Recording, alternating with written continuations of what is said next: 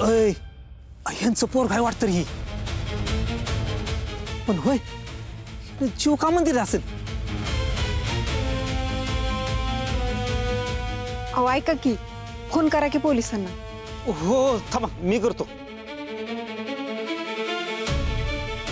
कारण हे असं आहे सगळं आता मला सांगा शिंदे तुम्ही सांगा माणूस सगळ्यात जास्त घाबरतो कशाला बरोबर मृत्यूला पण मृत्यूला घाबरण्यासारखं काही कारणच नाहीये मृत्यूचा आनंद उत्सव साजरा करता आला पाहिजे तुमचे प्रश्नार्थक चेहरे पाहून माझ्या लक्षात येतंय तुम्हाला हे काहीतरी भयानक वाटतंय मी तुम्हाला सोपं करून सांगतो जन्म आणि मृत्यू हेच अंतिम सत्य आहे बरोबर ज्या ज्या सजीवाने या पृथ्वीवरती जन्म घेतलाय त्याला एक ना एक दिवस इथून जायचंच आहे इथून सगळ्यांची रजा घ्यायचीच आहे या सगळ्या प्रवासामध्ये जन्म आणि मृत्यू मध्ये आपण जगतोय आपण करतोय काय उगाच टेन्शन घेतोय मध्ये काय चाललंय या सगळ्या विचारांच्या चक्रामध्ये आपण अडकलेलो आहे पैसा अडका संपत्ती याच्या ओझ्याखाली वाहत चाललोय विनाकारण वाद घालतोय खरं तर त्या वादाची काही गरजच नसते आमचा बांध पलीकडे गेलाय पलीकडच्या माणसाने अलीकडे देतच नाही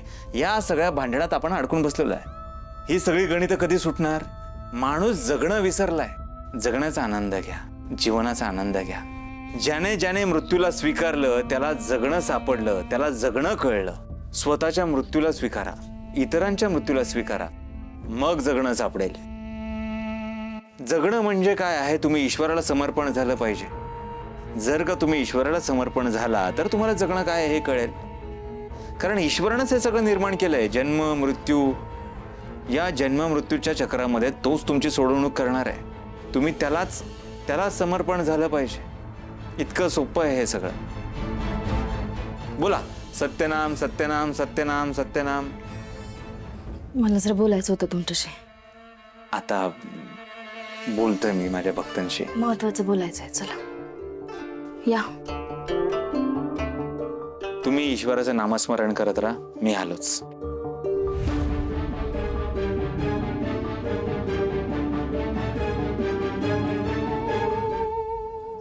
महत्वाचं बोलायचं आहे हा ते कळलं म्हणूनच तुम्ही इकडे बोलवलं बोला मी आप्पा आणि रंजना आत्यानं बोलताना ऐकलंय आश्रमाच्या पैशांवर मजा मारायचं बेत आहे त्यांचा ठीक आहे ठीक आहे तुम्हाला या गोष्टीचं काहीच नाही वाटलं राग नाही आला राग का येईल पैसा बघितला की माणसाच्या आतला स्वार्थ जागा होतो ती सुद्धा माणसं आहेत त्यांचाही स्वार्थ जागा झाला असेल हरकत नाही तुम्ही त्यांच्याकडे लक्ष द्या बघू काय करायचं ते मला तुमच्या स्वार्थाबद्दल अजिबात सांगू नका तुमचं जे काय चाललंय ना मला कळत नाही असं समजू नका तुम्ही जे वागताय ते पण चुकीचंच वागताय तुम्ही लोकांना लुबाडताय आणि ते दोघं तुम्हाला लुबाडतायत माझं काय म्हणणं आहे तुम्ही हे सगळं थांबवा आणि त्यांना पण जा विचारा म्हणा असं काहीच करायचं नाही लोकांचे पैसे घ्यायचे नाही झालं तुमचं अहो अहो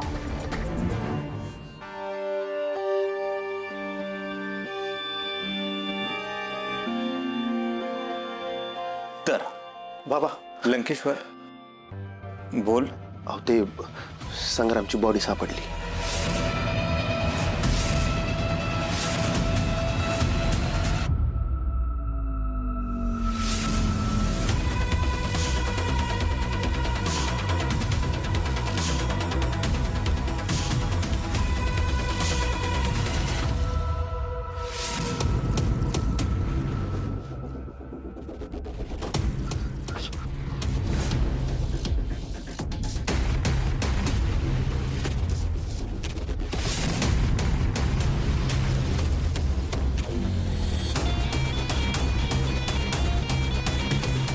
ॲम्ब्युलन्सला बोलवा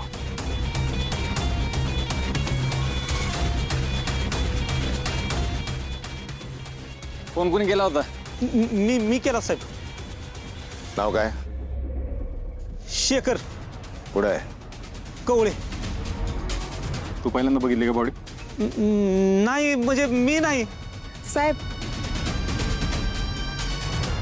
मी बघितली पहिल्यांदा कधी सकाळी 6 वाजता साहेब सकाळी 6 वाजता म्हणजे रात्री घडलंय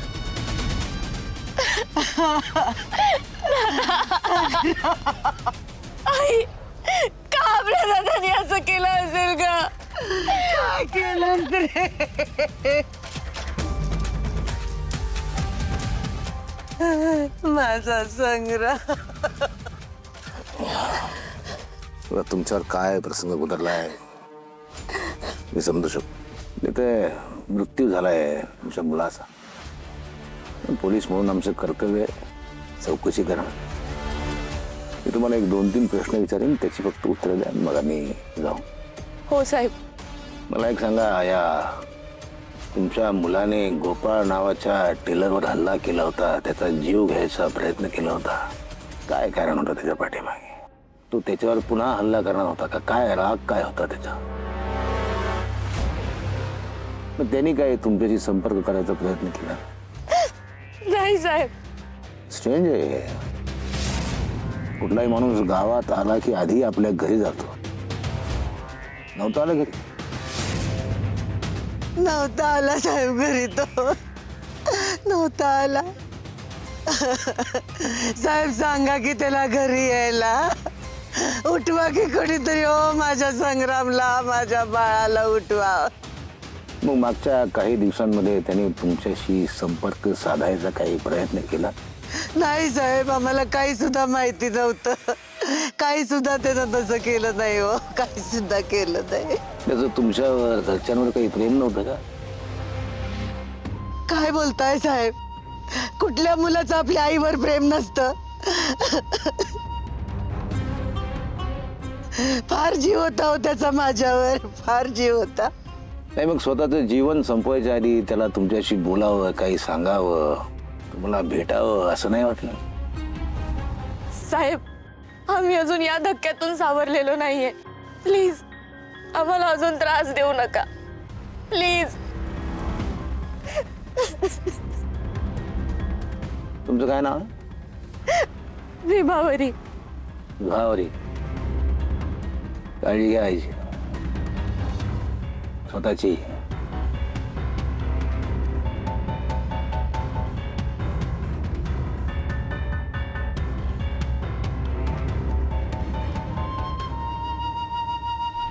साहेब, तुम्हाला यात काही गडबड वाटत नाही? हं? यात काही गडबड? ॲम्ब्युलन्स कुठं आली? विचार. राऊत, ॲम्ब्युलन्स कुठपर्यंत आली? विचारतो.